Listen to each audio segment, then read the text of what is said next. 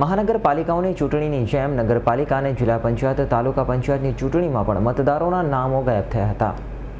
અરવલ્લી જિલ્લામાં સ્થાનિક સ્વરાજ્યની ચૂંટણી માટે મતદાન થઈ રહ્યું છે, ત્યારે મોડાસા નગરપાલિકા વિસ્તારમાં અનેક બૂથો પર મતદારની યાદીમાંથી મતદારોના નામની ઉપર ડિલીટ એવા સિક્કા મારેલા જોવા મળ્યા હતા, જેમાં વોર્ડ નંબર 5માં આવેલ બૂથ નંબર 29ની મતદાર યાદીમાંથી 150થી પણ વધુ મતદારોના નામો ડિલીટ થઈ જવા પામ્યા હતા, જેમાં કેટલાક કિસ્સાઓમાં પત્નીનું નામ યાદીમાં હતું પરંતુ પત્નીનું નામ ગાયબ થઈ ગયેલું જોવા મળ્યું હતું।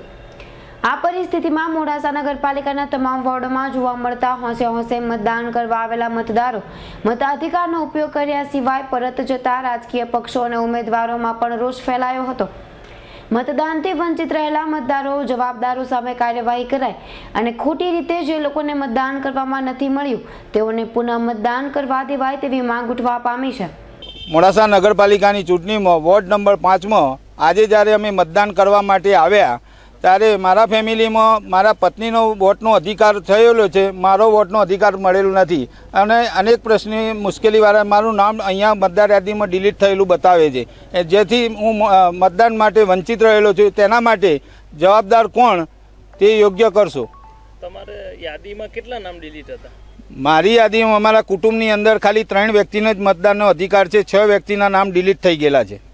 આના માટે શું પરિણામ આવે એ જોવું પડશે।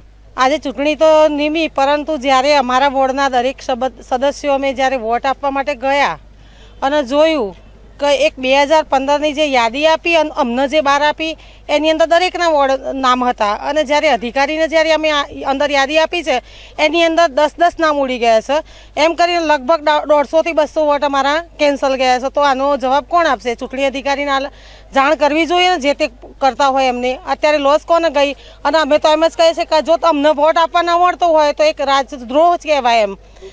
અત્યારે લોકશાહીનું ખંડન થઈ રહ્યું છે, તો આવું કેમ? આવું ન બનવું જોઈએ, કારણ કે આ તો એક અમારા સદસ્યને એક મોકો જતો રહે ને, આમાં તો એક વોટની પણ કિંમત છે સાહેબ।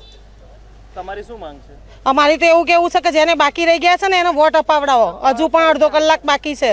આ જવાબદાર છે ને ચૂંટણી અધિકારીઓનો જ છે અને એમને આ રીતે કરવું ન જોઈએ એમ, અથવા તો એમને ચકાસણી કરીને મૂકવી જોઈએ યાદી। આજની તારીખમાં પેન ડ્રાઈવની અંદર અમારા દરેકની યાદીમાં નામ બોલે છે, છતાં પણ અમને વોટ આપવા નથી મળ્યા, તો કોણ અમને જવાબ આપશે? અલ્પેશ રાઠોડનો રિપોર્ટ, S9 ન્યૂઝ, અરવલ્લી।